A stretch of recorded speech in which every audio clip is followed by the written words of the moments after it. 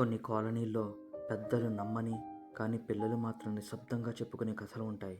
అవి సాధారణంగా ఒక పాడుబడిన ఇల్లు, వెలగని వీధి దీపం చుట్టూ తిరుగుతాయి.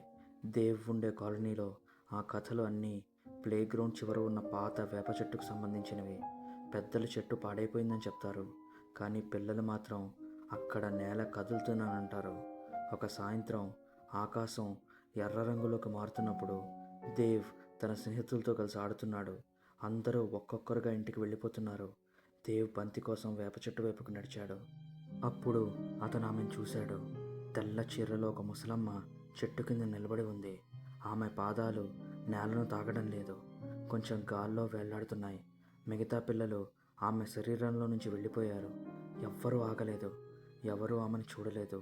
కానీ ఆమె మాత్రం దేవ్ వైపే చూస్తోంది.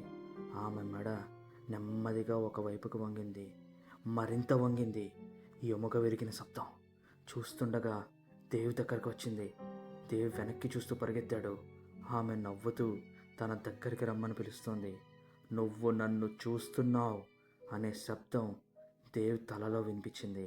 ఒక్క క్షణం కళ్ళు మూసి మళ్ళీ తెరిచేసరికి ఆమె కనిపించలేదు.